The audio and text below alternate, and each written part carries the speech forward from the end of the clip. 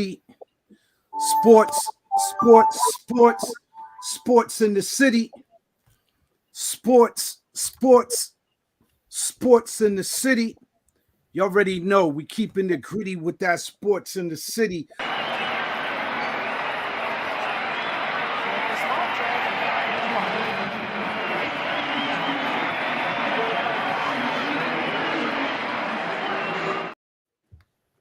Welcome to that sports in the city, from the east to the west coast, from the north to the south, all over the globe. There's a sports in the city wherever you are. Thanks for tuning in to Sports in the City TV. I'm your sports G, Reed Richards, with my partner in crime, BK Ty, Kato Cash, Ja Logic. Got a special guest, Big Reek, in the building today. Yo. Definitely, man. Peace, my G's. What's going on, God? Not much. Everything is everything, brother. Blessed to see another day. Definitely Yeah. thankful to be on with y'all and, discuss some sports, man.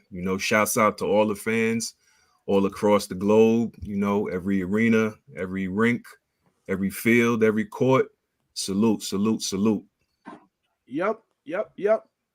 Definitely. Reek, what's going on, brother? How you feeling, man? I'm feeling good, man. It's been a minute since I've done some potting, man. So it feels good to be back in the whole podcast realm, man. Appreciate y'all having me on. Looking forward to the conversations that's about to take place tonight. Definitely, man. Glad to have you, family. Glad to have you. And we're going to do it up. Hit up that chat. Get at us. Hit up that like button, that subscribe button for Big Ty. Got to come see you. Facebook Live, YouTube Live. Check in while we're live. Let us know what's top shelf. Leave your comments, and let us know what you want to talk about. Want to sponsor the show? Let us know. TMC style, bob and weave, like the old Golden State Warriors. Shake and bake, quick pick, rapid fire, high-powered offense style. Great men do great things. We laugh, joke, and play, but we don't play around. We don't play around. We don't mess around. We don't fool around. We get down to the business. So here we go, man. Let's get to it. This is going to be a classic, man. Yo, Ja Logic, man. Definitely going to be a monster, man. Definitely going to be a monster. So, BK Ty, man, what you got in store for us today, man?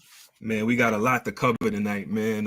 It's been a minute since we've been on, and there's a few things that we got to cover. But first, let's get into the quick topics. Starting it off, we got Major League Baseball spring training. Hold up. My bad, G. My bad. I was a little preemptive. Let them know where we broadcasting from, man. Oh, true that. Sports in the City TV via the iRant Network presents Top Shelf Tuesday. What's the story in the city? The word on the streets, the haps in the arena. The Equinox progression continues, man. Season 2, episode 5. And you know how we gonna do it. We gonna do it live.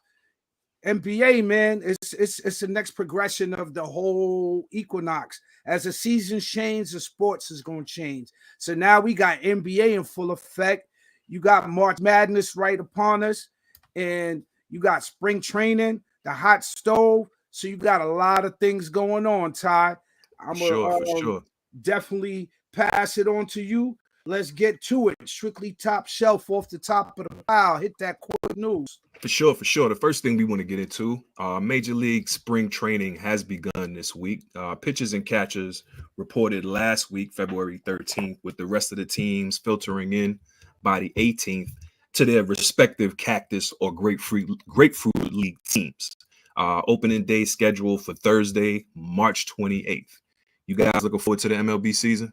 I know you are, Reed. Oh, no question. You know that. See, I'm representing today. And Let's go why, Bombers. baby? Yeah, they played against the Mets in the Grapefruit League. They lost 5-4, but spring training is all about tuning up, man, and getting ready for the season. So Absolutely. You already know I'm excited about that. And I know you're excited as well because the NBA action is also heating up historically, man. Yep. Definitely. But I got to step out, man. I'm on the bench today, man, dealing with a couple injuries, but I'm sure that the show is in great hands. You'll have a great show, man, and I'll be back next week, man, tuning in from a remote location. Reed Richards signing off, man. Peace, my brothers. Peace. We got Peace. you.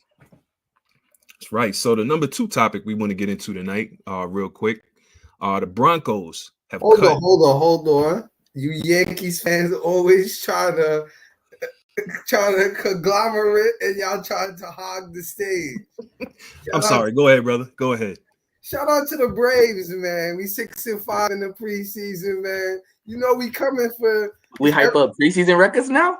Yeah, every other year we build it. You know. Hold up, Kato. Man. Kato, bro, you are all over the place. I didn't know. I would have worn my jersey. Listen, you from Brooklyn. You rock with the Ravens. You rock with the Pirates. No, not the Pirates. Don't blasphemy right there. Blasphemy. You all over the place. Man. I should have worn my jersey. I didn't know it was one of them type of parties. The Braves are orphans to us, man. They not in our network. Man. I thought he was gone. The Braves, they not in our network. I'm still stuck on the fact he started bringing up spring training records, man. That's some nasty business right there, yo. Yo, oh man, that's not a fan. That's a fan addict. So getting number 2, we got the Broncos who cut Russell Wilson and will end up taking an $85 million dead cap hit. That's crazy. Where do you guys think Russ will end up? And with that 12th pick in the draft, how do you think Denver's going to replace him? See, it's a little.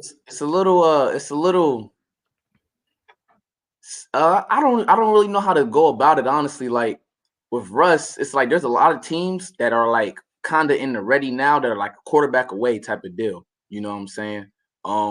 Like for example, the Jets speculation, A-Rod being back, you know, they let go of Zach. They're letting Zach test out the trade market. You know, they're going to be looking for somebody. You know, Russ is getting the money already from Denver, so he has that minimum that could be used as leverage to teams that are like kind of in the ready now. That's like, okay, our quarterback isn't panning out. Another team, Pittsburgh. Pittsburgh had a lot of problems last year. They couldn't really get the offense going, and although they got Arthur Smith as their OC now, so I don't really see much improvement going. A quarterback that's seasoned, that has playoff experience, that's a winner, a proven winner, could do a lot for an offense like that. So the 2 teams I'm kind of eyeing right now, I'm eyeing Pittsburgh, I'm eyeing Atlanta,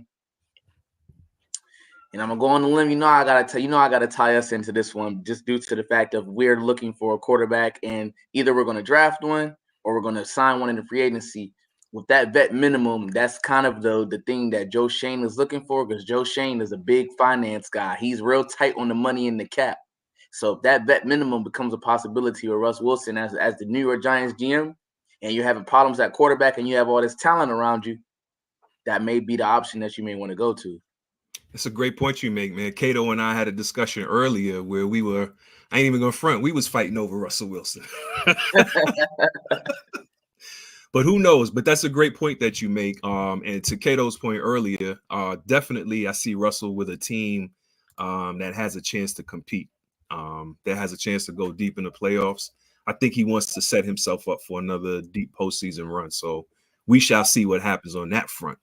On our next note, 6-time Pro Bowler Jason Kelce is retiring after 13 seasons and 1 Super Bowl ring, and is eligible for the Hall of Fame nomination in 2029. Not a lot to talk about here, but salute to the man, Jason Kelce.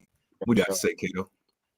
Well, Jason Kelce, he wanted to come back this year only just to go for the Super Bowl run. After that flaming third that just went on the Eagles season, man. That was nasty. I'll take a ticket out of here. I'm taking the next ticket out of here. Plus, he probably, since his brother's not retiring yet, he might be able to fill in until he becomes his permanent stunt double. I think he's gonna really enjoy being able to travel and really support his brother. You'll see him at all the KC games. Probably getting the same amount of spotlight that Taylor Swift may be getting at the games next season. Jason Kelsey has a lot of appeal to casual fans, man. He's a real people person, a real outgoing type of guy, and I think that idea was cemented, with him being at the Super Bowl in the stands, hopping out of the box and getting down there with the fans, and rub shoulders and all of that. So again, that's on par, very on brand. Definitely salute to Jason Kelsey. And lastly, on the quick hits, LeBron James scores his 40,000th point, has already locked up the NBA all-time scoring title, but has just extended the margin between him and anybody else that hopes to come along and break that record. What do you guys think about that?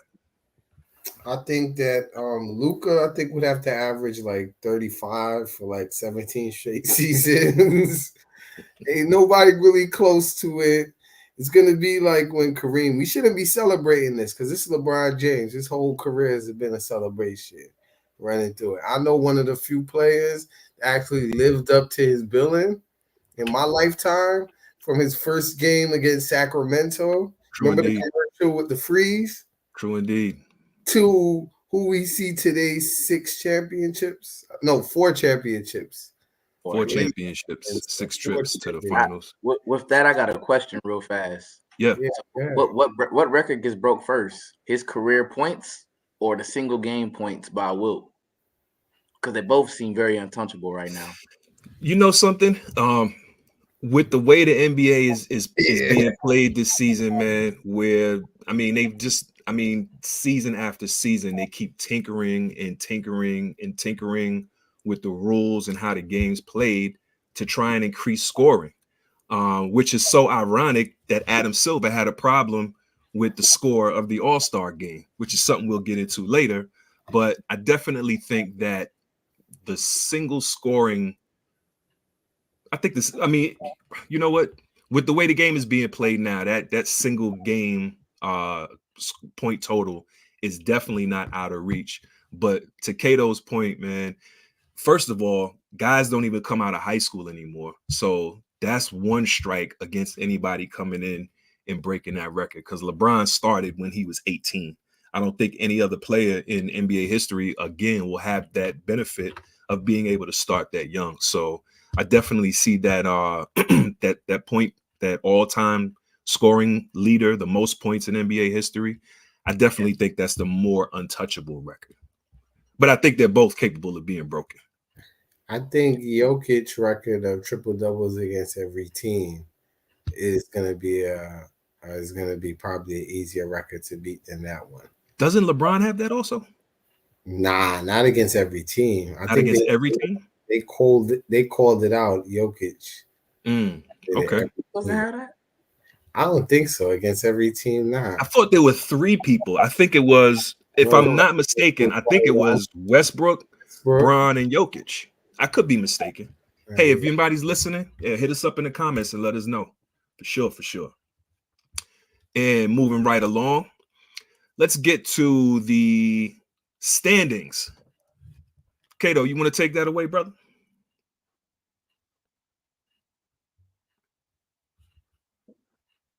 Talk about the NBA standings? Yes, sir. Yeah, the NBA standings is looking a little shaky. Boston is in first place, killing every team out there. Boston's running away with it. 48-12. Then you got Milwaukee at 41-21. They playing helter skelter.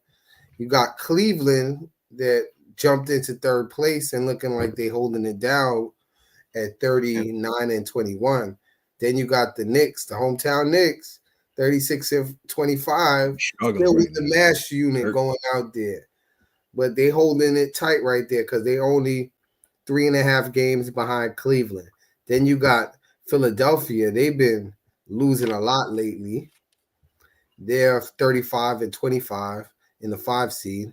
Then you got Orlando, 13.5 games out, only a half a game outside of Philadelphia in the 6 seed. Miami is only a half a game behind Orlando. They're 34-26. Then you got Indiana in the 8th seed at 34-28. They'll be in the play-in with Miami if everything stopped now. and then you got Chicago at 29-32. They really don't got a chance. They probably gonna get smoked out. We know how Chicago been. They've been playing some good ball lately, though. So yeah, Kobe White. Shout out to Kobe White. Shout out to salute Kobe White. Definitely. Absolutely. Then you got the Atlanta Hawks at 26-34. There, you know, Atlanta, they looking for a place to ship Trae Young. Trae Young's out for the rest of the season, right? Or he's out for like a certain amount of time, right? What was that? Trae Young's out for like a big chunk of the rest of the season, right? Is he? Yeah, I'm pretty sure he's hurt right now. If I'm not mistaken. Okay, I'm not sure. I don't remember. All I remember is only thing I remember recently was who just broke their hand. Yeah, he got a torn ligament. Scotty. What's his name from Toronto? Nah, Trae Young. Just to update, Trae Young has a torn ligament. He'll be out 4 weeks in his left pinky finger. Okay. So you were right on that one. Trae Young does take a hit with that. Then you got the Nets. The Nets stinking it up, 24-37. They're about 2.5 games behind Atlanta. Then you got the Raptors. They're playing for lottery balls right there, 23-38. Then you got Charlotte, 8 games behind them, playing for ultra lottery balls. You know, they're trying to stuff the ballots, 15-46. Then you got the woeful Pistons at 9-51, and the Wizards at 9-52. Out west, you got the Timberwolves. They're half a game in front of the Thunder and the Nuggets at 43-19. OKC is 42-19, and the Nuggets are tied at 42-19. That's a tight race there at the top of the West right now. Yeah. Then you got the Clippers 3 games out, 39-21. Clippers are my dark horse to come out of the West. Okay. They always got people hurt though, man. I know I agree with that wholeheartedly, man. The Clippers are playing good basketball, but Russ is out. And check this out, Kato. To your point about the injuries that always plague the Clippers, that was the reason that they got Harden, to kind of let the other ones, the PGs, the Kawhis, who, you know, come up with these injuries at the most inopportune times and end up losing their positioning during the regular season. I think that was one of the biggest benefits to the Clippers getting James Harden, was able to get a guy that would help keep them afloat in times where you would expect one of your big name players to go down with injury. But luckily, so far they've been blessed this season to be kind of healthy and are on a roll recently. Yeah, and Paul Coffey and Terrence Mann better start earning their money. A couple of guys from the bench got to start stepping up. What's my next man? That is their Achilles. Toronto. That is my boy, they came up from Toronto. Powell got to step it up. After that, you got the Pelicans at 36-25. They're about 3.5 games behind the Clippers, 6.5 outside. Then you got the Suns at the 6th seed at 35-26. They're only a game behind the Pelicans, so watch out. Then you Suns got to watch out for Sacramento, man. They right on their heels. Suns is right now in danger of getting into that play-in. Yeah, it's gonna be a gauntlet. That's a bloodbath looking like right now. Yeah, man. The Suns and the Kings have been 500 in the last 10 games, so we'll see where it goes. The Kings is only a half a game behind the Suns. Then you got the Dallas Mavericks, which is a half a game behind the Kings at 34-27. Then you got the Lakers, which are 2 games behind the Suns, 34-29. Golden State is the 10 seed, 32-28. It look like it's real in the West. Even up to the 10th seed, dudes is above 500. It's real in the field. As usual. If I'm the Thunder, and I'm anywhere between that second and third seed, I'm praying that I get the third seed and don't have to go nowhere near the 7th or 8th seed teams, because if it ends up being LA or if it ends up being Golden State, that could cause problems for the Thunder. That Thunder team, you know, SGA is playing lights out, playing MVP basketball right now. But that experience, like as you saw the other night when Thunder went up against LA just like they can be, way too physical, and they have the playoff experience, championship experience that they don't have. But yeah, that West, that's nothing to play with right now. Yeah, And side note, man, it's incredible how effortless SGA makes basketball look. Yeah, I told you. I He told doesn't you shoot he's a threes. great one. I He told doesn't you shoot. he's a great one. When the Knicks wanted to give up the house for him, I was like, "Yo, man, the Knicks should have threw in something else." Yo. Yeah, that kid is special. Absolutely. So does anybody believe that the Jazz or the Rockets, who are 5 and 6 games out of Golden State, have any chance of catching them out west? Golden State and LA are kind of both, well, not so much the Lakers, but Golden State is kind of righting the ship, for lack of a better way to put it. You know, Kerr has finally realized that Chris Paul and Klay Thompson need to come off the bench, and you need to let those young boys play. Yeah. So I don't see Golden State getting caught by anybody below them, short of a major injury. You know what I'm saying? So, and then you got the cellar dwellers, but we can't. If we're gonna talk about the cellar dwellers, we got the Rockets at 26 and 34, the Grizzlies 21 and 41, the Blazers at 17 and 43, and the Spurs at 13. What are y'all thinking about Wemby? We can't go without talking about Wemby. Even though they 13 and 48, we can't go Wemby's without playing phenomenal basketball, man. Like he's amazing to watch. And go ahead. I'm sorry. Since I want to say I was looking at this earlier. I believe it was since All-Star break or since it was like the certain amount of games he's been shooting 40% from the trade. Yeah. Listen, let me tell you something.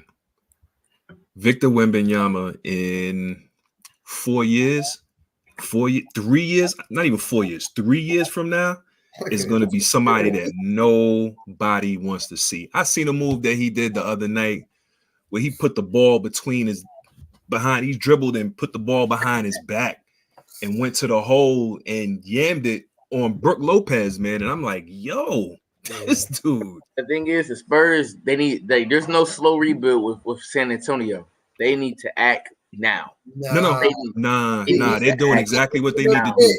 Get one more blue chipper in there to roll with. Like draft wise, yes. But they need to act. They looking now for the lottery well. again. They looking for the lottery again. They get that lottery. They add another lottery with Wemby, but they need to act like this. Like this is the only rebuild year for them. Next year there should be no rebuild. They should be like, okay, what we got to do to get to the playoffs? Nah, man, because getting to the playoffs ain't gonna be nothing. If they build a team around them, they get 10 years, bro. Yeah. Absolutely. You gotta go for the long term. But how long does Popovich stay? Like, you gotta think about it. How much more time does Popovich got? Yo, man, just to see that kind of athlete, bro, just sit back and watch. I think Pop is just enjoying the show right now, but he realizes, man, the next chip that San Antonio gets, if and when Victor Wembanyama eventually wins a chip, Pop knows he won't be a part of that. Not as a coach anyway. Durant and them dudes soon done, and LeBron and them soon done. Wait till they pit her out. Yeah, 100%. The one thing I wanted to touch on real briefly, though, can we just talk about the pretenders at the number 3 seed in the East, the Cavaliers, real fast? I'm so sick and tired. As a Knicks fan, I am so sick and tired of the Cav talk. I can't stand the Cavs might be the one team I do not like in the NBA right now. Yo, bro, this is a regular season team. We talking about the regular season right now. I'm just so tired of the Cavs talk. But shout out to my boy Josh Hart, man. Salute to Josh Hart. The new John Starks. For real. No, man. His name says it all Hart, man. We got the Hart Foundation in New York, and I'm loving it. I'll say this about Cleveland, man. I was definitely surprised at how we handled them the other night without our whole basically starting 5. 4 to 5 starters out. There's certain teams that get ownership. You see, like how Philly own y'all most of the time when Embiid is we beat Philly by 30 this year. You mean Orlando? You mean Orlando? Because Orlando definitely got our number this season. I don't even understand it. Yo, bro, man, I'm telling you, we coming. All we need is a point guard. Oh, we need a point guard. One Give thing I us want to say, Brunson. Give us Evan Brunson. Mobley made a comment that like to me that which is why I know I say they're pretenders. He made a comment in saying Jalen Brunson getting hurt in the first 47 seconds of the game threw them off their rhythm. That was his excuse. That's a sucker. That's a sucker comment. Yeah, that's definitely a cop out. Like That just lets me know, man, they not ready. Mobley and Allen combined for 20 rebounds. Josh Hart had 19. Right. Enough said. Let's move on real quick, fellas. Let me get to these NHL scores real quick. Reek, you follow hockey at all? I haven't been following hockey this year at all. Not even gonna lie to you. Okay. I've been real big in the NBA this year. I'm college basketball as well. I'm not a big hockey fan myself, but the Rangers are doing pretty good right now. So I peep in every now and then to Always see what's going on. The Rangers. You know what I mean? So let's run down the top 10 in each conference right now. Starting with in the Eastern Conference, we have the Florida Panthers, Boston Bruins, New York Rangers, and Carolina Hurricanes at the top 4 positions. Coming in at number 5, we have the Maple Leafs, Detroit Red Wings at number 6, Tampa Bay at 7, Philly Flyers at 8, Islanders. What was that? When did Detroit join the East? That's a great question.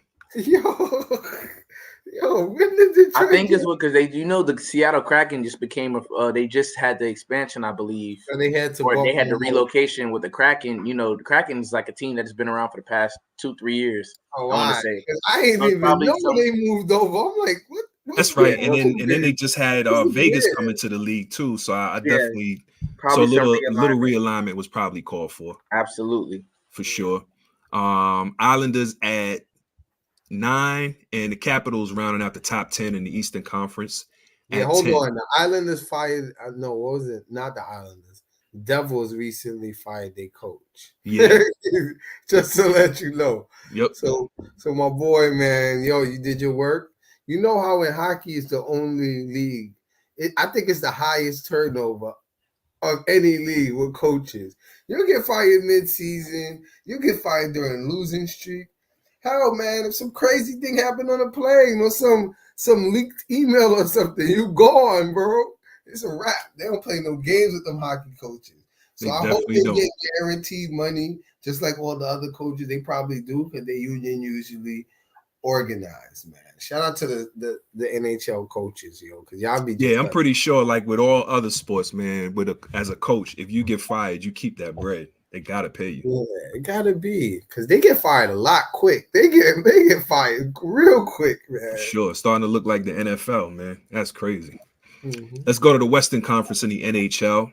The top 5 are the Vancouver Canucks, Winnipeg Jets, Dallas Stars, Colorado Avalanche, and the Edmonton Oilers. And rounding up, hold on, the Oilers are pretenders. They always come in pretending. So we gonna leave them out. They fired their coach earlier this year, if I remember correctly. They did. Yeah. To your point, there we go. Hockey coaching turnover, right? Yep, I found it crazy how the Kraken just fell out off the face of the earth.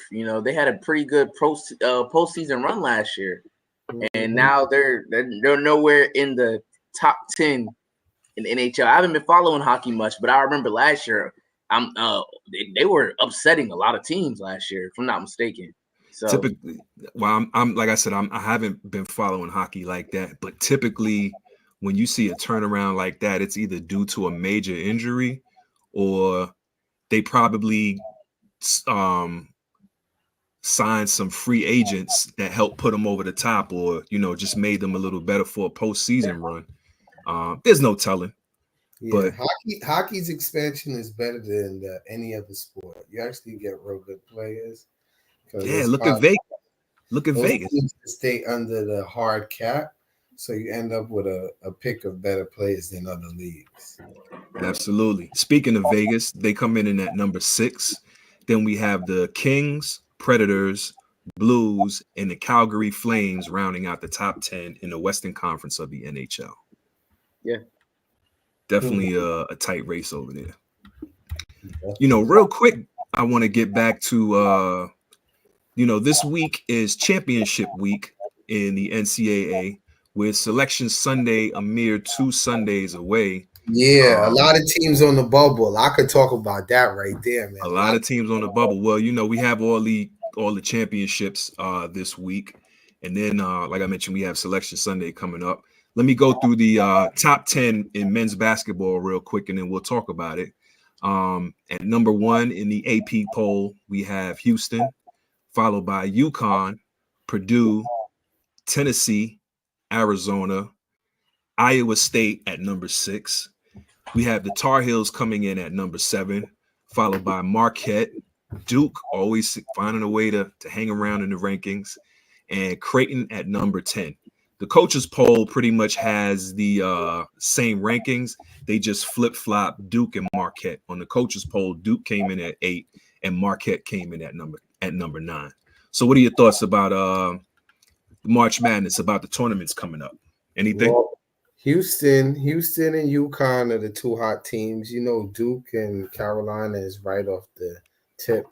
Marquette has been having a cold streak lately, but I think that Smart will coach them up, and they'll definitely fall in line. Then Hold up, I'm tripping. Shaka Smart is the coach of Marquette. He's not at Texas no more? Nah, he left Texas and he took a job at Marquette because I think it was closer to his home and stuff. He's from Minnesota, that area. Okay.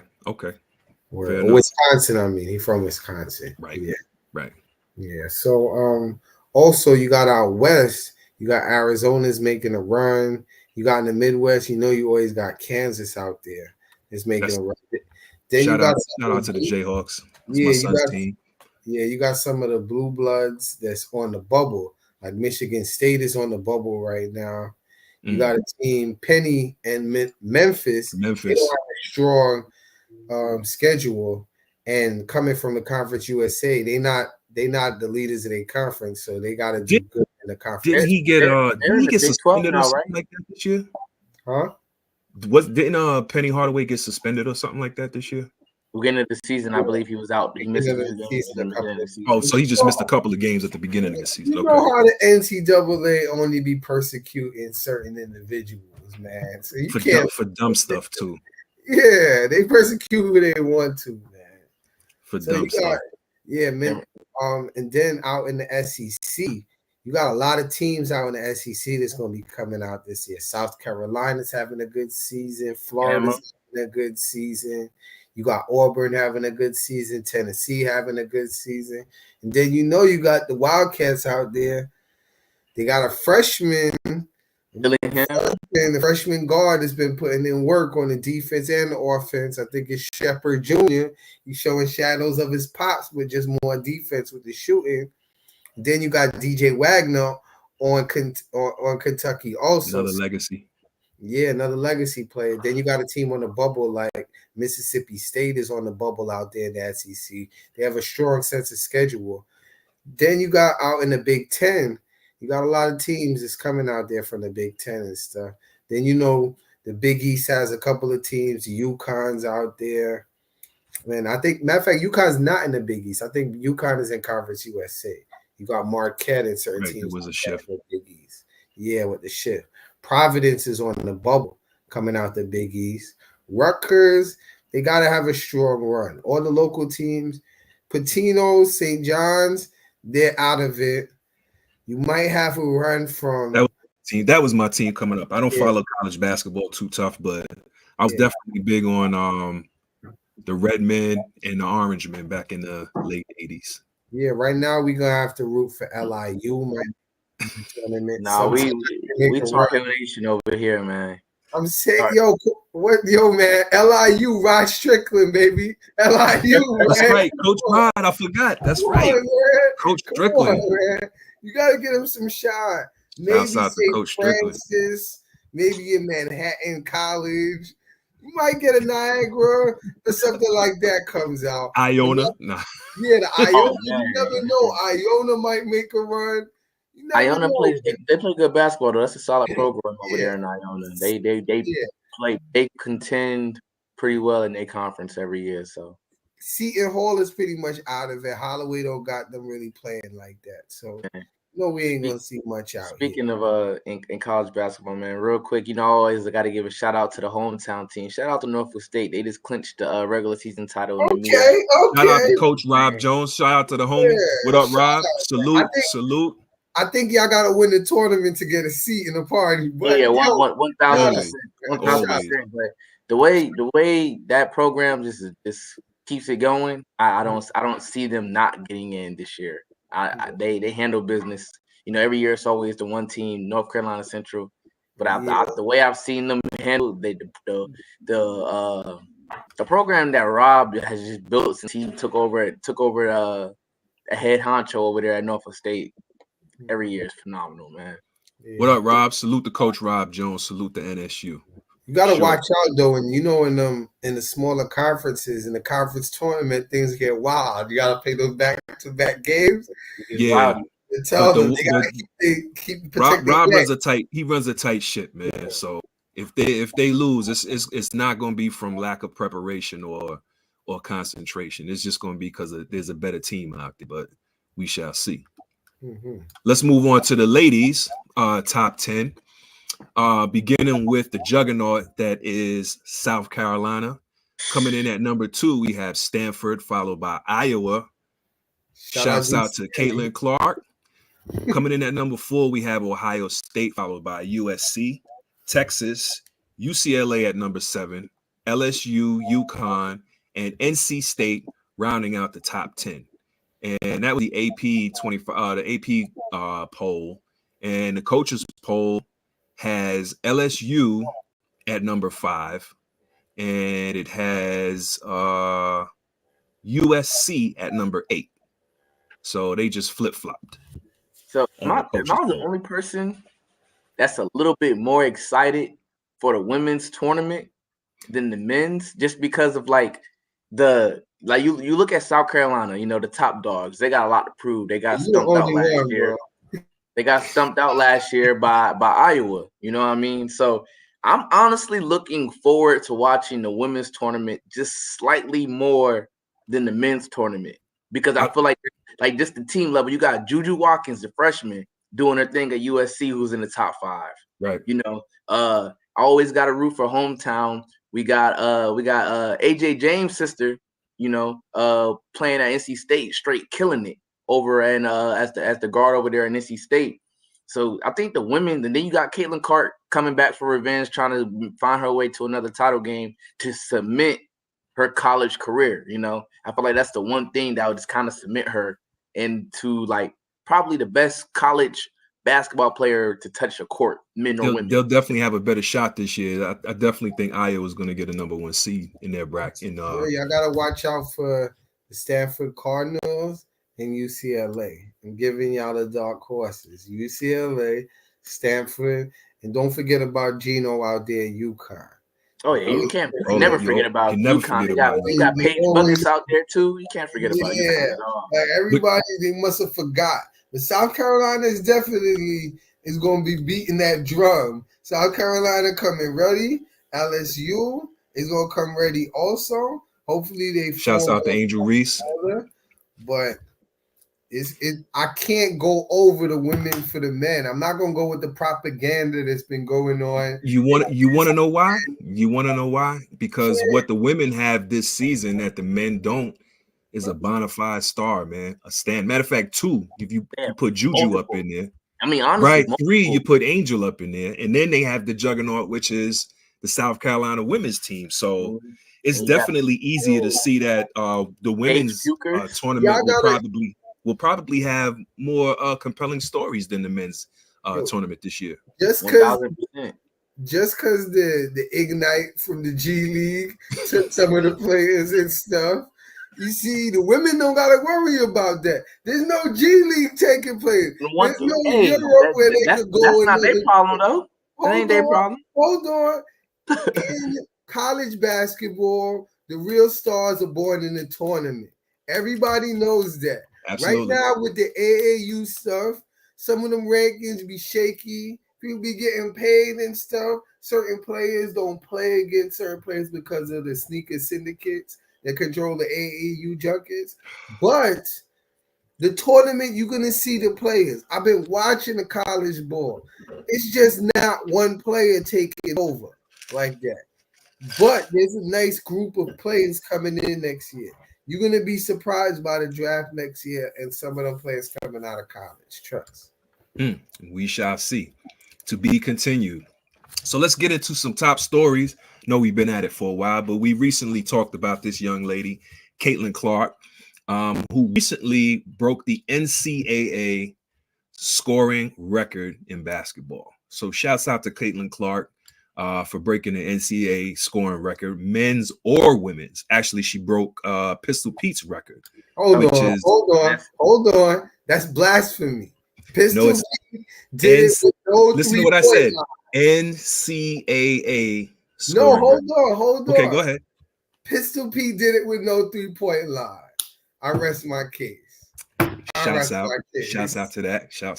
My case. Stop bringing this up. It's like when people Barry Bonds got the home run record, but people don't be bringing it up over Hank Aaron and the others like that. You feel what I'm saying? Like, come on, man. Come on. No 3-point line, man. You know what? So I won't take anything away from what you said. You're absolutely right that Pete did it without the 3-point line. As a matter of fact, and freshmen couldn't play varsity basketball back in the days too. He would have been clocking dudes early. That's crazy. But still, we definitely want to give the young lady her props, man. Not take anything away from her. Yeah, we can't take away from her though, man. She's changing the game. I mean, to the point where they're talking about allowing. The debate is, should they start allowing women to leave after their freshman year to go to the league? WNBA. Yeah, to go to the WNBA. That's how bad the WNBA is thirsting for top-notch talent and attraction. Stop that. Like Caitlin Clark. How long do they got to stay all 4? Do they have to stay all 4, or is it 3? I think they got to stay all 4. It's 3? Yes. Because I remember there was a debate about Angel Reese going in last year, but she decided to stay. It's 3. Okay, for sure. 3 years. Next up. So this happened a few weeks ago, but we need to talk about NBA All-Star Weekend.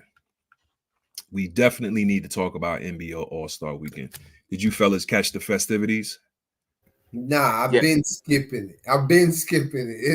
It's no longer. The dunk contest was trash. Personally, ever since they took out the Stay in School Jam with the mascot slam dunk contest, I've been ixnay on it, yo. That's real talk, yo. She said they going about it the wrong way, huh, Cash?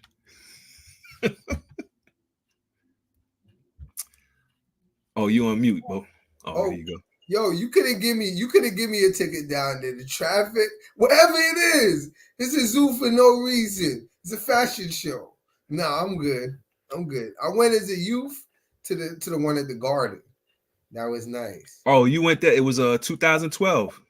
Nah, before that, the 90s one. Kobe. I think Kobe's first one, 96. Okay. Wow. We went down in 2012. 2015, Brooklyn. It was 15? Yeah, it was my senior year of high school, 2015. Okay, yep. Okay, yeah, 2015. My bad. That's nice, guys. All-Star Weekend for sure. It was nice. It was cold as that was what. When the Knicks drafted Clay Anthony early.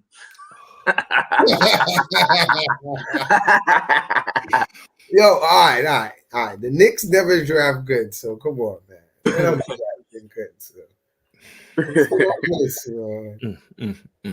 Shout out my man John Wallace. So listen, I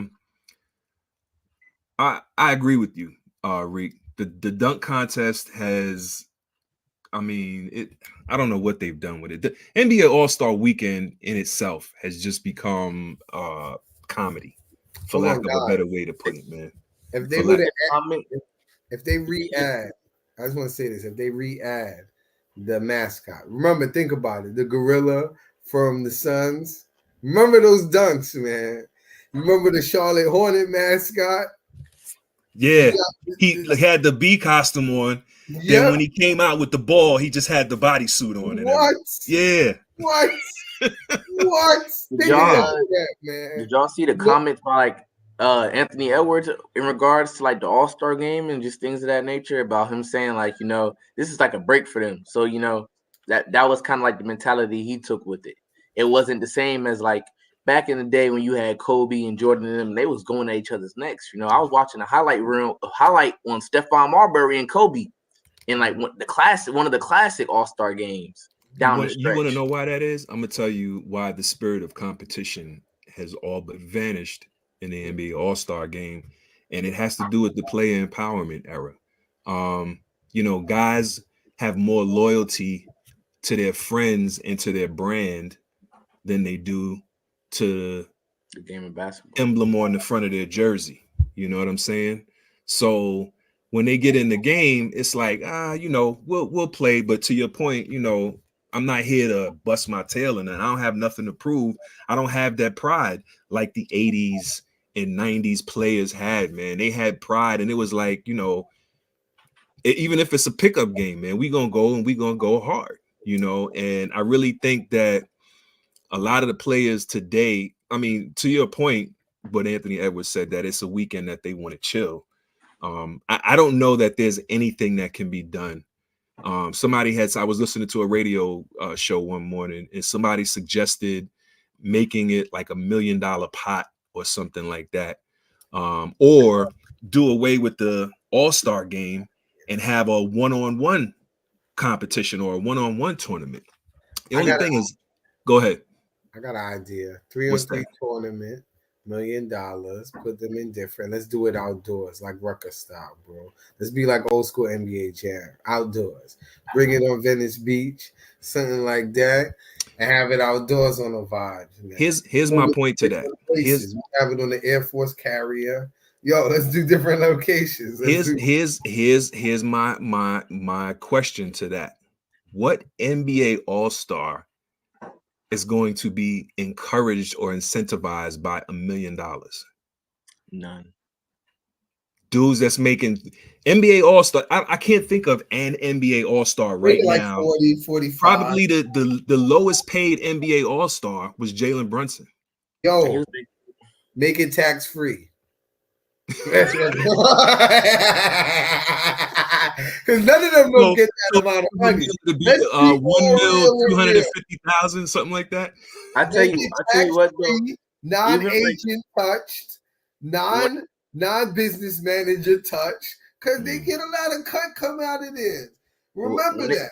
If you tell them that and you make a deal with them, I think we can make it happen. When it comes to the dunk contest, they was even speaking on like I forgot who spoke on it. Was it Stephen A? They said, like the dunk contest, like they put it on LeBron. They said LeBron ruined the dunk contest. They said, the star-studded, everybody kind of paid their dues, like the all-stars, the high-flying athletes that come through the history of the NBA. They've all paid their dues in the dunk contest at least 1 year. Jordan did it a few years. Kobe did it. But when it got to the point where, like, when LeBron and them got in the league, the star-studded rookies, the superstars caliber players no longer wanted to participate in it. You want to know why? Because they cannot compete. Because they cannot compete. Yo, was an all-star starter. Put some respect on his name. That man was an all-star starter his rookie year, bro. Who's that? LeBron, didn't he? I'm saying. I said superstar caliber rookies, like superstar caliber rookies, superstar type players, and all that. Talk to Shea and all of them about why they didn't participate. Yo, listen, I'm gonna tell you why. For real, the dunk contest as we know it, those days are over with. Those days are over. 19 years. What you want? First of all, you're not gonna have an established star. I mean, few and far in between, if any, that'll have the creativity to be able to pull off a dub in the dunk contest. You have guys now that's what they do for a living. They go around and do, think of crazy, imaginative, creative dunks that in an NBA game we would never see. And that's why I think Stephen A's criticism of LeBron James and other stars who have chosen not to participate in the dunk contest has passed them by. You know what I'm saying? So I really don't think that's a fair. I'll say this too for LeBron in particular. I don't know about the rest of them stars. You can talk about that. LeBron gave dudes 19 years, a strict fire on the court, bro. Give a man some grace on some slam dunk contest. Maybe Vince Carter and them, they wouldn't have been so hurt in their career if it wasn't jumping around doing slam dunk contest. That's Maybe another point. no, It's a valid point. maybe Dwight Howard and some of these other dudes, and Amari Stoudemire, if they wouldn't have been doing slam dunk contests, Tracy McGrady and them, they wouldn't be hurt all the time. Grant That's a Hill valid would point. do slam dunk contests. I mean, obviously that's the number one. To me, that's the number one reason why they don't do it. You know, it's the money, it's the longevity of the career. It's like the potential of something being there. Although I don't think we've ever been able to witness anything catastrophic happen during the dunk contest, there's always a possibility. And it's like, what risk do you really want to take to just go through and win and get a trophy for the dunk contest when in your mind your goal is the NBA title? You know what I mean? So I get it. I 100% understand why people don't not even making a participate. Man. Listen, when you're a perennial playoff participant, you work on your game, you work on your conditioning. You know what I'm saying? You study film. You don't go in a gym and with your boys from high school and practice between the legs, windmills off the side of the backboard dunk. That's like LeBron don't have time for stuff like that. So why would you even think about getting in a dunk contest where dudes are jumping over 7-footers and then putting it behind their back and dunking it? I mean, look, let me tell you, the last great dunk contest that we'll see was Levine and Gordon. I don't think we'll ever have another dunk contest that can touch that. Not even close. I got a funny one for you guys. Ask the guy at the pizza shop near you to toss up the pizza and stuff like that. Ask him what he's going to tell you. He could do it probably. He ain't there doing it all the time. Let me know the last time you ever seen that in a pizza shop before. And you see dudes make pizza in the pizza shop. You ain't never seen that. You ever asked right. him? There's always one dude, and like in every 7 pizza shops, there's one dude that got them skills behind the back and all of that other stuff. Other dudes can do that. Regular basis, bro. He ain't doing nothing with it. Yo, let them dudes slide on that all-star. Oh, that's a fact. Yo. At the end of the day, they need to mix it up and play that 3-on-3 format. Do something different. They got to think of different things every year and stuff. Get creative with it. Because if not, it should be phased out like the Pro Bowl. Yo, I agree with you. Shouts out to the 3-point contest though, and also shout out to the co-ed 3-point contest between Ionescu and Steph Curry. What did you guys think about that? Sabrina did a thing, man. Cash is like next. Yo, she did a thing for what she not shooting. Did she shoot the distance? Let me ask a couple of questions. Did she shoot the distance? She shot from the men's line. Shots at the distance. Did she shoot the basketball? She shot a woman's ball. She shot a woman's ball. She shot a woman's ball. So it's not equal on that part. All right. I mean, it'll never be. It'll never be equal. If we want to get into the nitty gritty with it, we're talking about. Let me finish. Was the rim the same height? Yes. It was the same height. Was the same height. Only difference is the ball. So that was the only difference. Hold on. So we got a smaller basketball in the same size hole, and we surprised that. Like, think about that for me. I can't give you that one. Yeah, I can't even. Because the reason when you think about it, the size of the hands is probably the only reason why the basketball size. That's the reason the basketball size is different. If women walking around with the same size hands, yo, bro. When you go to the carnival, did they give you a different size thing? Hey, no, that's a Stretch Armstrong size reach on that one, bro. I hope you ain't pull your hammy, man. Do they got co-eds? I hope you ain't pull your hammy, man. Do they got co-eds in the carnival? Yo, listen though, I say this. I'll say this though. I think that was one of the highlights of the night, that co-ed 3-point contest. And I was listening to a radio show where a caller called in and suggested that they do that every year, but as opposed to having it and one NBA guy against a WNBA female, have the returning champs from the season before. So have it be a 2-on-2. So next year, by this caller's suggestion, it would be Steph and Sabrina versus two new challengers, a male and a female. And This like, is just- man, let's say you do Steph and Sabrina, and then you bring out Dame and Caitlin Clark, because Dame won this 3-point contest. You got young Caitlin Clark, who just broke all the records. She's a certified shooter. You bring her in there to compete as well. Yep. You know? Hold on. Let's say this. This is just a bite of the Clyde Drexler and the WNBA player shooting the 2-pointer and the 3-pointer. This is a biter. So we just going for carnival tricks now. It's a sad day in men's NBA basketball when we're talking about the best event is a woman and a man competing to shoot a 3-point contest. That's all I want to say. Because during the WNBA All-Star game, I don't think there's any event centered around any dudes in the WNBA All-Star game. In the what All-Star game? In the what All-Star game? Do they have a WNBA All-Star game? Yes, they do. They do. Todd. Yes, they do, Todd. Yes, they do, Todd. The only thing that would make give me that stripe. Give me that stripe. Give me that. The only way to make the All-Star weekend like great again, honestly, will to treat it like it's the NFL and have it at the end of the season. That's the only way I can see the NBA All-Star weekend like becoming back to what it was. Make it something that's at the end of the season where it's like, okay, the season's over. We did all we could do. Now, you know what I'm saying? Let's have fun. Let's play ball. Whoop-de-whoop. Them guys would be like, man, listen, I got a flight to catch. I'll catch y'all next year. So there's really it's kind of inevitable for like it's not going to ever be what it was. I just don't see that happening. It's not. So unfortunately they're going to be tinkering with it for the next few years till they find something that sticks for a couple. And hopefully to Cato the sexist. I'm gonna close on that. Let me close on that. Cancel Cato the sexist. Hopefully to his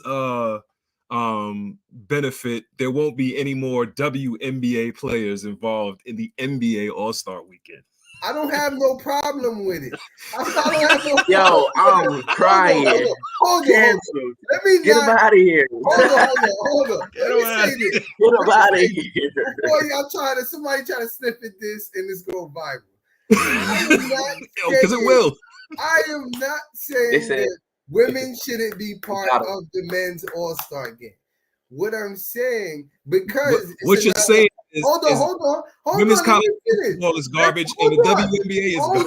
Hold on. Go ahead. I'm joking. I'm saying, but if we're centering the whole male All-Star game around the only event that includes females, the men are gonna start DNP in this All-Star game. Mark my words. Because after a while, they're going to, I'm just telling you what some of them is really thinking in their head. What am I doing here? I don't want to be here. Everything is centered around, the promotion and everything is around an event that doesn't even help. You know what? They can fix that. You know how they can fix it? By competing in the All-Star game. That's one way they can fix it, so that we don't have to rely on gimmicks like co-ed competition and bringing street dudes to do dunk contests instead of regular NBA players and stuff like that. Do you realize that a non-NBA player has won the last 2 dunk contests? That tells you why the NBA players aren't going in the dunk contest. Yo, the game, they don't even dunk like that. They do 3-pointers more. That's first thing. So they should create more shooting competitions. Let's think outside the box. Create more shooting competitions because everybody's shooting. But like, this is crazy. This is lunacy. We really centering the NBA All-Star game around the co-ed 3-point shooting contest. We really serious about that's the event that got that got the most positive reviews. Well, between that and the 3-point shooting period. The regular NBA 3-point shootout and that co-ed shootout were the 2 best received events of the weekend. So the NBA definitely has their handfuls trying to resuscitate NBA All-Star Weekend. That's a big task ahead of them. And I'm gonna end on this statement right here. Next time you go in a pizza shop, especially Super Bowl Sunday, someday when they gotta make mad pizzas in the pizza shop, ask him to spin it around like you see them on TV and stuff. Just ask him one time, yo. Let them boys live, bro. Let them boys live. Yo, give me a show, bro. If they don't want to play, they don't want to Like, give me a show and put some pepperoni on that joint. If they don't want to play. I said it needs to be near the ceiling, man. Both of y'all, make sure y'all ask the pizza shop, especially when y'all go in them dollar pizza shops with the short ceilings. Ask them to toss it up in the sky and stuff, yo. No doubt, no doubt. Next topic, real quick, we want to get to, and I know this is going to be something near and dear to Reek. The NFL Combine was this past weekend. A couple of noteworthy things that happened this weekend. Texas wide receiver Xavier Worthy sets the 40-yard dash record at the Combine at 4.21. And Caleb Williams refused to participate in anything. I'm not giving y'all my medical records. I'm not running. I'm not throwing. I'm not doing anything. What do you guys have to say about the Combine this weekend? Yo, man, if his pops would have run his whole thing, and he's the best quarterback besides Jaden Daniels by far, why am I wasting my time there, yo? I'm cool. You lost me with that statement right there. You lost me with that statement right there. In my opinion, Drake May be the most NFL-ready quarterback in that draft, and he didn't participate as well. He didn't Hold on. A North Carolina quarterback? Do we not see Trouble Trubisky? I watch film. I don't care about what school they at. I watch the tape. When it comes to big time throws, when it comes to like 6 and 6? processing their reads, everything of that nature. Drake May, you see all the passes he missed. Yo, man, he's going to miss some. He doesn't have the talent pool around him as Jaden Daniels and Caleb Williams and the Ohio State's has. But as far as like the big time, he ain't gonna have it as a top 3 pick either. He ain't gonna have it. I'm gonna say Drake May is probably the best like the one quarterback that's ready to come into a pro style system in the NFL. He also led college football in big time throws through next gen stats. But he didn't participate either. Jaden Daniels didn't participate. I think people find things to make Jaden Daniels threw. Jaden Daniels didn't throw. It was JJ McCarthy that threw, and it was Joe Milton. But this is the thing about it though. This hype that got built around JJ McCarthy throughout the NFL Combine. Like there was a lot of spotlight going on him. And like I think we had this conversation when I came to get a haircut one day, Uncle Ty. You know, I don't believe in him either. I spoke with JJ McCarthy. To me, is not a top 10 pick. And this Combine, because Jaden Daniels and Drake May and Caleb Williams didn't participate, conversations are sparking about him being the top 10 pick, which to me is kind of doing him a disjustice because JJ McCarthy just turned 21 2 months ago. He's not ready to step on and be a day one starter. And if you're being drafted as a top 10 pick in the NFL draft as a quarterback, you gotta be ready to be a day one starter. He's not that type of guy. He's the type of guy that I want to learn the system, that I want him to sit behind a vet, learn the game, learn the speed of the game. And then if your team is playing like trash and after 7 games you're 2-5, then you want to give him some time, give him some clock. That's the type of quarterback I see with JJ McCarthy. He has the arm talent. He might be the second most, like, as far as mobility and being able to make passes outside the pocket after Daniels and Caleb Williams is JJ McCarthy. If you watch the film and see the type of throws and type of plays that he makes outside the pocket, JJ McCarthy has the tools. It just depends on, like, he's not ready to do things day one. He never threw more than 25 a game. Stop selling me his ghost tickets and stop selling me Bo Nix. Both of them dudes, I don't believe in. Drake. I don't believe in Bo Nix either. I think Bo Nix is going to be a backup type of guy. Yeah, but you never know. Ain't Bo Nix like 32 or something like that? Yeah, bro. Bo Nix is the same age as Jaden Daniels. They were the same recruiting class. Okay. There's been only one Chris Weinke in my lifetime. but I don't like. I don't like how they. The actually was a good quarter. Was a decent. I don't like how they hype up. I don't like how they hype up the hype around Caleb Williams not participating. People don't participate. Marvin Harrison Jr. didn't even show up to the interviews that he was supposed to show up to. But nope. But like the buzz around that. End of the day, that's a generational talent. His tape is real. His tape is real from last year, even this year. You can take last year's alone. Williams is the same way. Like you can't deny Caleb Williams. I was talking to one of my guys, and he went on the ledge and said Caleb Williams' ceiling is Kyler Murray, and I was like, "Yo, I'm gonna tell you this. Not even close. Caleb Williams is short. He's not 6'2", 6'3", the ideal quarterback height. That's the only knock I got on him. Yeah, well, but Aaron Rodgers is 6'1". Other dudes. One person I want to shout out that I think is going to do good, that did good in the combine, is Penix Jr. from Washington. Nobody's talking about him, but I think he's going to be a more than serviceable. I'm not going to lie to you. Penix might be the one quarterback in the draft I have no faith in. I have no faith in Drake May. So we got it. Michael Penix, his national championship performance kind of did it for me. He was terrible under pressure. He missed a lot of big time throws, and I honestly thought it was gonna have an effect on Rome. How do you say his last name? O'Duns. Yeah. He missed a lot of big time throws with him, and during that game, and on top of that, his injury history. There's just a lot of red flags. I don't think Penix goes top 10. And before not top 10. I'm just talking about second round. But before the national championship game, he was pretty much a bona fide top 10 pick. He was going to be a top 10 pick. But he's old. His lackluster performance in the national championship took him out of the first round, in my opinion. Somebody may trade back into the late first round and grab him. I don't see him as a top 10 pick no more due to that performance. Because before then, he was checking every single box except the injury history.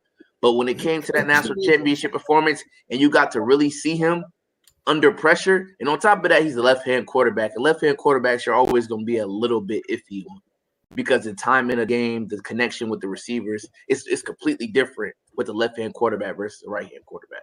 You know what? I'll say this much. As a four-year college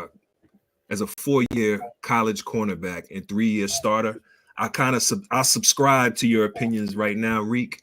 And if we were on Around the Horn, Cato, you would be getting the mute button right now. But let's keep it moving. The next topic we want to talk about, sadly, Chris Mortensen of ESPN, who's had a 30-plus year career there as a reporter and analyst, passed away at the age of 72, I believe it was, after a bout with throat cancer that lasted a few years. So we definitely want to send condolences and prayers to his family. Shouts out to the whole ESPN network.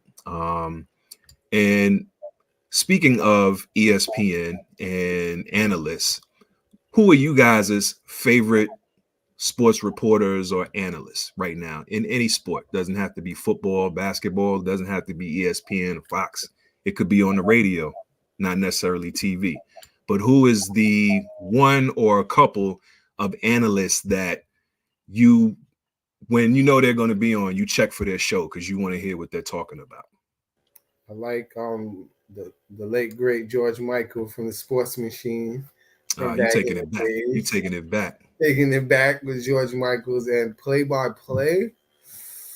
The Sports Machine was something else. Yeah. That was ESPN before we had cable. Yeah. Play-by-play, I gotta go with the OG Hubie Brown, man. Hubie Brown and my man Billy Packer. Yo, I'm not even gonna lie. I love listening to Hubie's insights on basketball.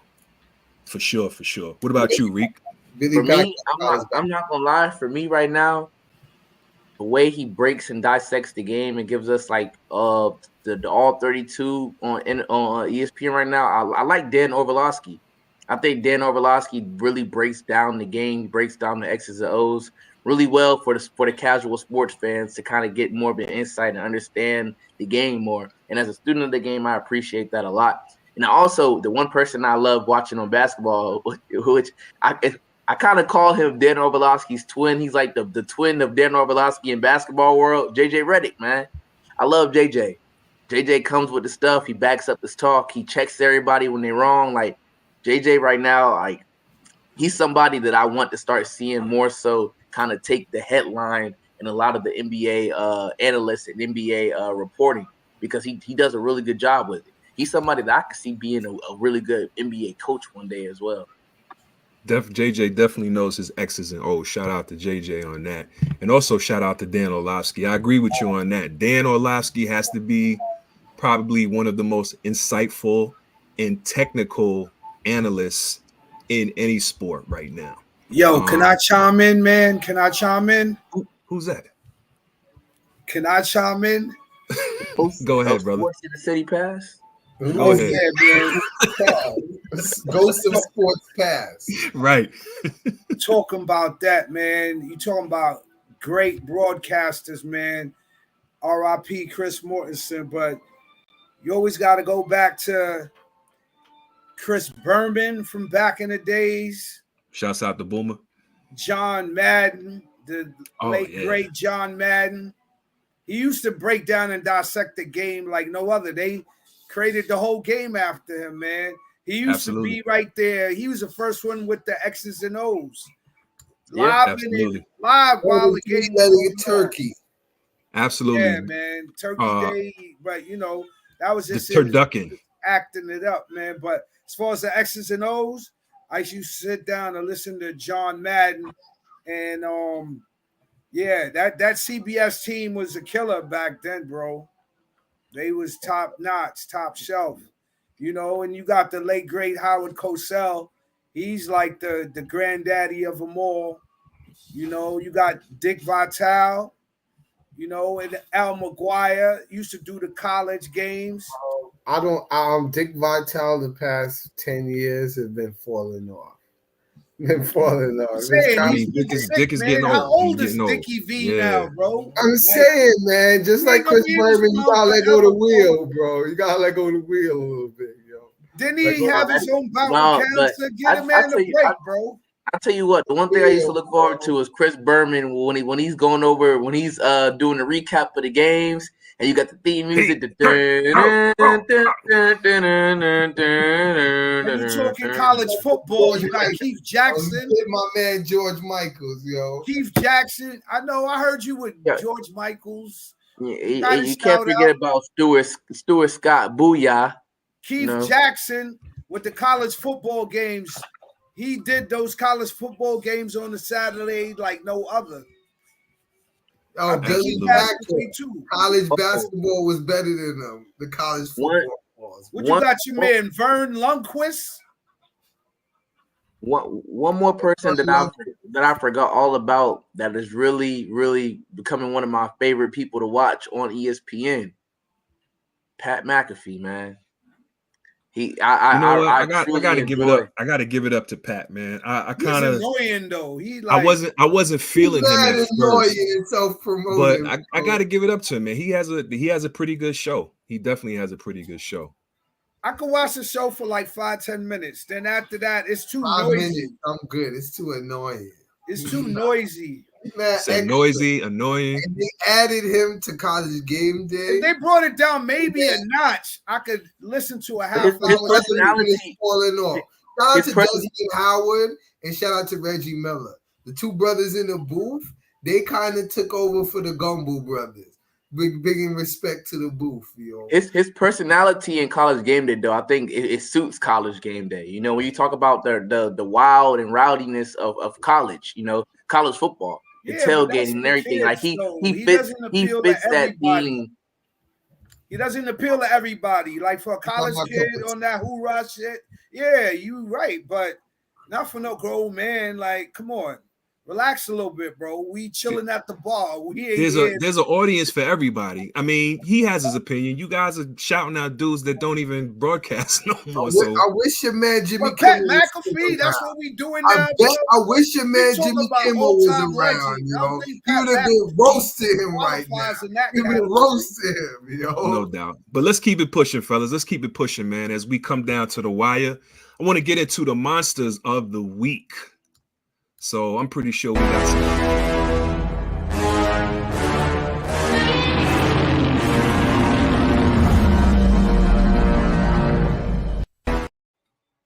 Shouts out to Ja Logic bringing us into the Monsters of the Week segment.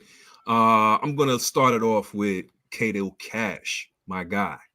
Who's your nominee for Monster of the Week this week? Monster of the week is Mr. Wemby.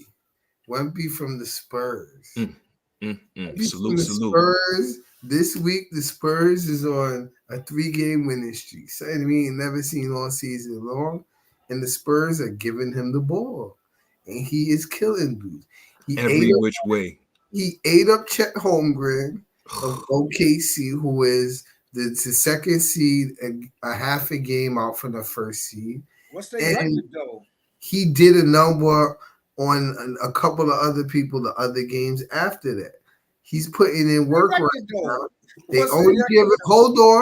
only giving him 25, 28 minutes. So they got like what, 11 if wins? he was getting 38, like if he was getting 35 minutes or so, bro. Your man stepped it up. That's high praise for the 11-win team.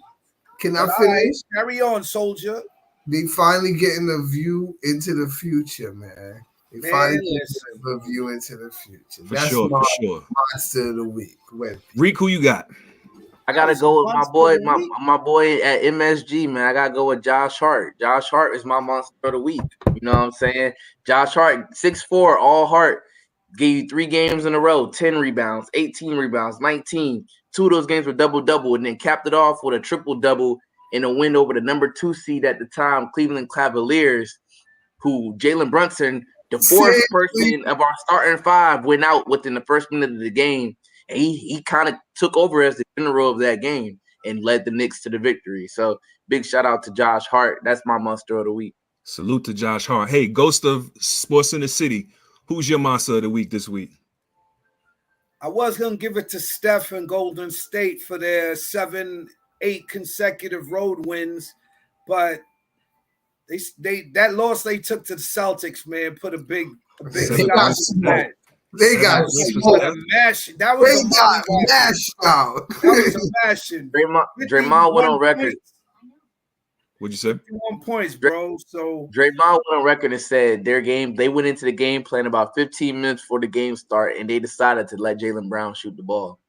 That was disrespectful and dumb at the same time. Shouts out to Golden State. Shouts out to Steve Kerr for that dumb game plan. My monster of the week this week.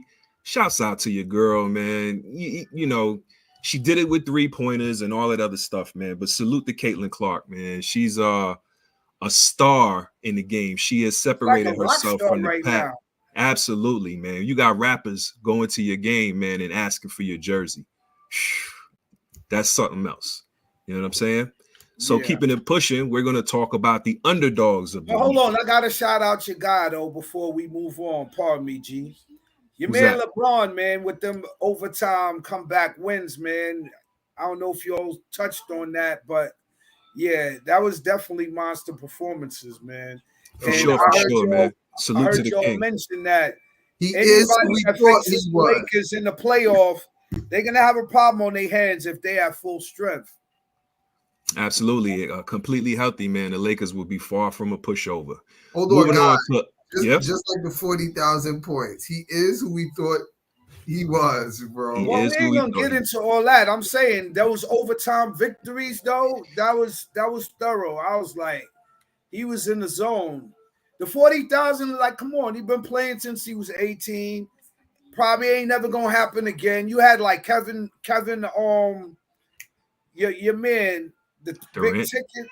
Oh, Garnett, yeah. Kobe, Chocolate Thunder, Moses Malone. You had a handful of players that was able to come straight out from high school. So that's probably never going to happen again. Hardly True that. ever. True You know what I that. mean? True So that. And that's why he don't participate in slam dunk contests. Exactly. Underdogs of the week this week. Our top upsets. Who do you have? Let's start with you, Reek. You talking about from this past week, right? Yeah. Any games, events that come to mind where there was an upset that stuck out to you? I I'll mean, I tell you might what. as well Go ahead. go ahead. Just I'm go about ahead, to say, Stick. I mean, I might as well stay on par with it. Just keep it going, man. At the point where, in regards to when the Knicks played the Cavs and Brunson went down in the first minute of the game, like that game was, to me, I was watching it. I thought the game was pretty much over. I was like, well, that's it. Well, before Brunson went down, I'll tell you, I thought that was a loss. We went into that game as underdogs, missing a lot of starters, and I think it was at the last minute that they announced that Mitchell wasn't going to play. But before knowing that Mitchell wasn't going to play, I was picking Cleveland. I had them as the favorites in that game. So that would be my underdog of the week too. Shouts out to the Knicks. Go Knicks take. Another one for me would also be Wimbiana and the Spurs versus the Thunder this past week. They went and upset OKC, and Wimby balled out that game. So for sure. Kato, what about you, bro? Underdogs of the week is Ohio State women's basketball. They leading in the Big Ten. They defeated Caitlin Clark in front of Travis Scott and all the other ladies. They've been coming to watch them. Hold these L's. Beat them by more than 10, yo. For sure. State. Shout out to the Lady Buckeyes, bro. For sure. Reed, you still with us? Who's your underdog this week? Oh, definitely. I'm with you, baby. I'm here, baby.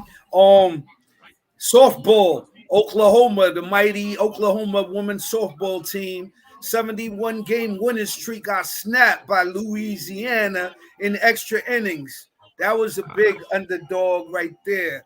Louisiana, shout out to them. They my underdog of the week. No doubt. Salute to Louisiana ladies softball team. And lastly, we have the orphans of the week. We don't mess. The orphans. They're not on our network. They rumble anyway. Let's start with you, Kato. Who you not rocking with this week? And right now, the person I'm not rocking with is somebody I haven't been rocking with. Sean Payton, bro. Did that thing to my man Russ. You took the job telling them you could do things with Russ. I know he was playing a little selfish, but one more year, bro. You trying to flush him out like Donovan McNabb, bro. I'm not feeling that. He won one Super Bowl just like Ben Roethlisberger. Give him his flowers, bro. Give him a chance to go out decent. They could have traded him somewhere. I think Big Ben won more than one, bro. All right, Big Ben won more than one, but he didn't win no MVP of the Super Bowl. So come on, man. Give him his props. And he never won no MVP of the league. Yo, who you not rocking with this week, Reed? Like adults. Reed Richards, who you not rocking with this week? Oh man, it's a long list, man. I'm not rocking with Shannon Sharp and that look that he had coming out that Jeep. They said he was coming from a Diddy party. Hey, eyes in the sky. It could get canceled too, man. The eyes in the right, you right. Let me chill. Good look. Yeah, man. I'm not rocking with Shannon You're right. He's not in our network. Come on, guys. Man. That's how these young guys are dressing nowadays. Come on, man. You too grown for that, man. Cut it out, Oh man, that's crazy. That's crazy. Reek, who you not rocking with this week? I'm not rocking with the NFL this week, man. You know, today was the tag deadline. There was a lot of people who did not receive a tag that are going to be tested free agency, like Xavier McKinney and Saquon Barkley. Yeah. So I'm just not happy. I'm not happy with the NFL at all this week.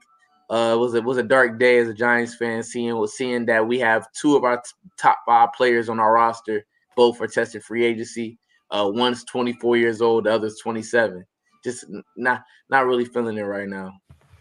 No doubt. I'm gonna piggyback off of Kato Cash, and Sean Payton, man, your days are numbered, bro. Your days are numbered. You know what I'm saying? Your payback is coming because that's foul how y'all did, my man. Like Kato said, you could have traded him or something else.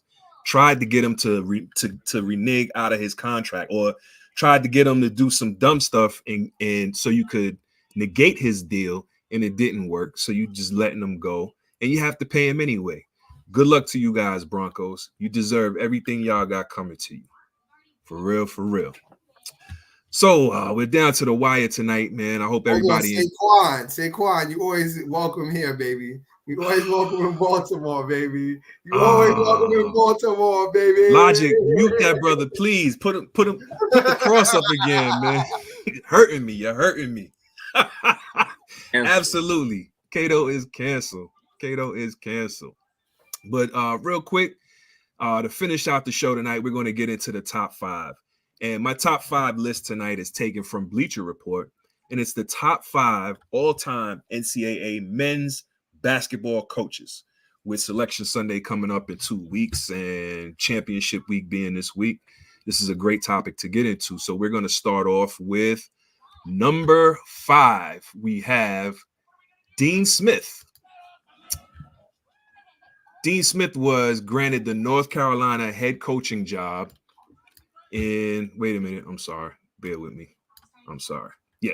Dean Smith was granted the North Carolina head coaching job back in 1961 with the task of cleaning up a Tar Heels program that was on probation. Not only did Smith clean it up, he turned it into one of the most successful programs in college basketball history. In his 36 years behind the Carolina bench, Smith amassed 879 victories, 11 Final Four appearances, 2 national championships in 1982 and 1993. Not only that, Smith was one of the great innovators of the game on the college level. Never was this more evident than the implementation of his 4 corners offense, where he could spread his players out over the 4 corners of the court to ice a victory at the end of a game.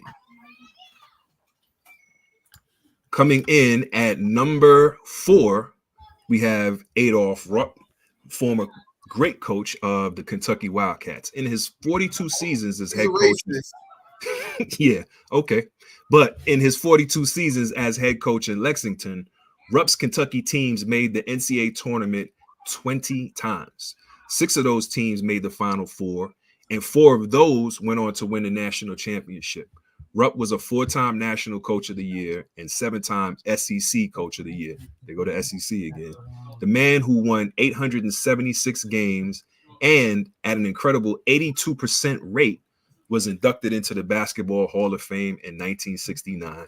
And to Cato's point, I'm pretty certain he's not the only racist in the Hall of Fame. Coming in at number 3, we got Coach K of the Duke Blue Devils.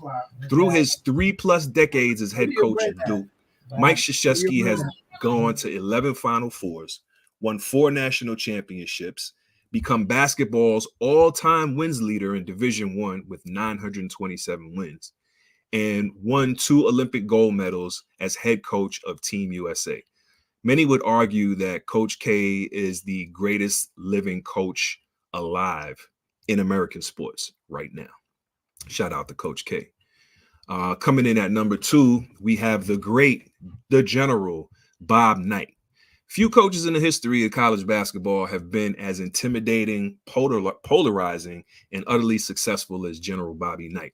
The second winningest Division I coach ever. As a matter of fact, second only to someone that he coached, Coach K, back at Army. Knight transformed Indiana into one of the country's truly elite programs with 11 Big Ten regular season chips, 5 Final Fours, and 3 national championships that included an undefeated season in 75-76. As a matter of fact, that is the last undefeated season by any team in NCAA Division I men's basketball. But ultimately, Knight's fiery temper and hard-nosed style eventually got him banished from the program he almost single-handedly built. I know everybody can remember or has, when they think of, I don't know about everybody else, but when I think of Bobby Knight, I think of him throwing a chair on the floor and then I think it was a player that he kicked or something like that. He was what about the choke out? He choked out my man in practice. I wasn't feeling. wow. See, I don't even remember. I didn't even remember that one. Dude was definitely a piece of work, man. But he could coach. Didn't he become a coach? Yeah, What was that? Didn't he become a coach? The dude he choked out. Didn't he become a coach? Yeah, he did. He coached Steve- UAB, my man. Steve Alford or something? Yeah. Okay. Was it Alford? Nah, it wasn't Alford. Mike Davis. Yeah. Oh, okay. He choked Mike out Davis. Alford because Alford was like one of his star players. That's what I was about to say. He Not started his to star player. question. My bad. He He kicked started Mike his- Davis. He Okay. kicked Kick Mike Davis. That's the dude he kicked.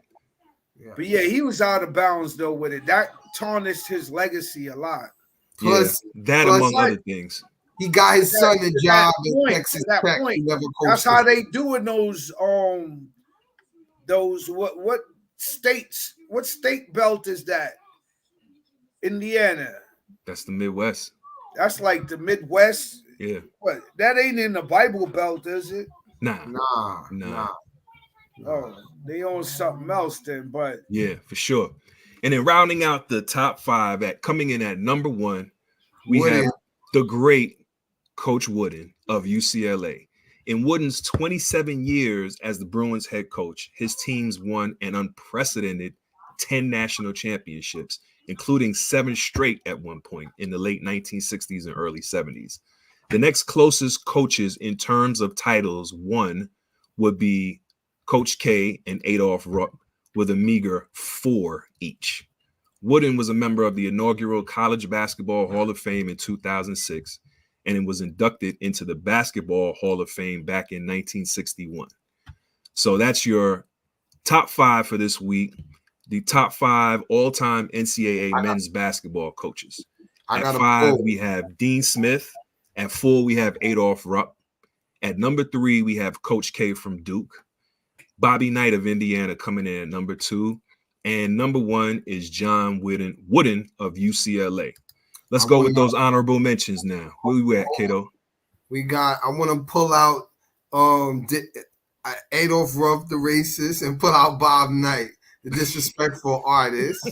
Okay. And you're replacing them with? I'm replacing them with Denny Bailey Crump. Calhoun. Denny Crump from Louisville, 2 championships, 30 years, right up there on the wins list. And I also want to replace the next dude with either Calhoun from UConn and Shouts from out to Coach Northeastern, Calhoun. or I go with my man. I'm kind of drawn between Coach Cal, because I got to put somebody from now, Coach Cal, Rick somebody Pitino. from now, because he created a lot of millionaires and all his players get drafted and everything goes on as Star makers. I'll give you that. He makes star makers, dudes Star make it makers. to the NBA, the next league and stuff, and that's what they go to college for. No doubt. Reek, you got any honorable mentions for men's basketball all-time coaches? God, the guys throw my man Roy in there, man. Can't leave out my guy Roy. Kansas and UNC. Definitely shouts out to multiple Coach Roy. national titles, multiple Final Four appearances. Hold on. Roy always had a nice team. Always had good teams. I just want to say that with Kansas. And we're going to hold that against him? He coached every team you're going to have to analyze now who were the players on there. But the thing are we going to hold against him the fact that he's a great recruiter? No, he coached two blue bloods. It don't take a lot. Roy Williams wasn't a one and done type of guy. He looked for guys that's going to stay and stick around. He won at more than one school, though, Kato. So that defeats that argument. He won at more than one school. Didn't he go to Kansas after a guy named Larry Brown, if I'm not mistaken? Okay, so he took over North Carolina. Yo, Dean Smith, assistant coach, almost won a championship with that same North Carolina program. Like, I give more props to somebody like my man Brad Stevens, what he did at Butler. You feel what I'm saying? I give more props to that, or even Luke Olson, how he built Arizona and got that. Luke, another icon. You know Reed, what about you? You got any Izzo also. Steve Izzo. Izzo for sure. Mike Izzo Yeah, from Michigan State. most definitely. I gotta mention the late great John Thompson, Georgetown, man. Salute. That G, man, that they made that G relevant in such a good way, man. So definitely big up to. He was like 6'10". He was a very imposing figure, man. You know, For sure, but for sure.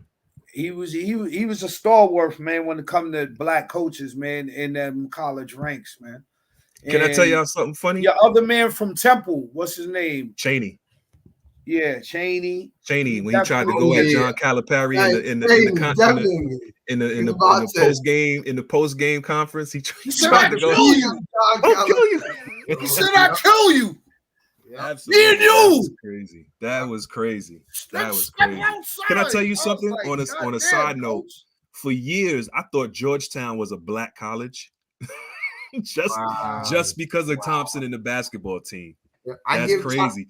And then I found out that the only black people that went to Georgetown was the people that played basketball. Nah, yo, on the low, Georgetown is one of the schools with the highest academic standards. So it's very hard to win because you're not getting no fake credits at Georgetown. It's a very well-known school academically. Are you telling me Patrick Ewing, straight from Jamaica, was passing Georgia? Patrick Ewing went to prep school, bro. Patrick Ewing was in no slouch he on went that. to school in Massachusetts. In He went Massachusetts, to high school in Boston, something like that. Yeah, for sure. But yeah, them type of coaches, man. Denny Crum definitely gets a lot of shout outs. Your man Lou Carnesecca, he had a lot of fierce St. John's teams. Oh yeah, my man Jim Boeheim. Shout out Jim Boeheim, yo, with the same zone. Shout he out won to with Syracuse. so many decades, so many different players, only a handful of All-Americans, and he always had deep runs. Yeah, doubt, he was a hell of a coach, bro. Yeah, except for what happened with Bernie Fine, yo. Well, check it out, man. We're up at it, man. That's it. That's the show for the night, fellas, man. Any parting words, any shout outs before we head out of here tonight? No shout outs. Okay. You always shouting out 757. You started off. Okay, definitely. So let's shout out to 757. You know what I'm saying? 2 up, 2 down, VA. Also, shout out 718, my hometown, Brooklyn. Always got love for you. Sports fans all across the country. Like I always say, man, every field, every court, every arena. One love, big shouts out to you. Since we doing all of that, shout out 718, shout out 347, shout out 646, shout out 516, all of them. Hold up, I got a better one for you. Shout out everybody who remembers when it was only 212. And 917, boy. Nah, before 917, when it was only 212, when it was 212 in Brooklyn. How about that? Wow. That's taking it back.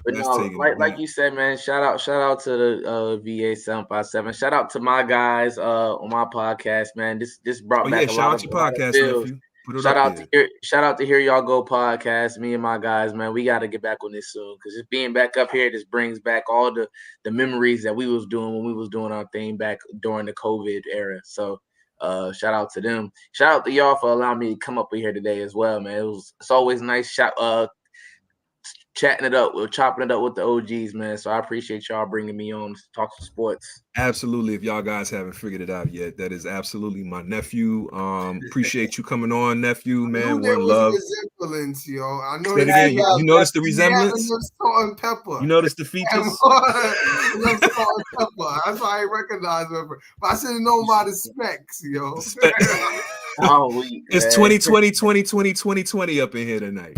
You know what I'm saying? Yeah, man. Everybody, it's a requirement. But you No killed doubt. it though. I ain't never So- seen the mustard Yankee hat before. Nah, Oh man. yeah, he got him in Yo, all Reed, flavors. Yo, You Reed, got keep the mustard- fronting on you, You bro. got the mustard yellow Yankee hat. Yo, You Reed, killed it. I was like, all right. Yo, Reed, keep fronting on you, man. I feel Back in you, the I feel 90s, you, we had Young all G, I them feel you. colors, yo. He fronting I'm on like, you all right right. now. You got the Shout out mustard to yellow Fordham Yankee Road. hat. Hey, I'm like, man. all right. I'll be on Hat Club, man. Hat Club be having all the hats and flavors you need when it comes to Hey, whoa, they ain't paying us. They ain't Yo, paying us. exactly.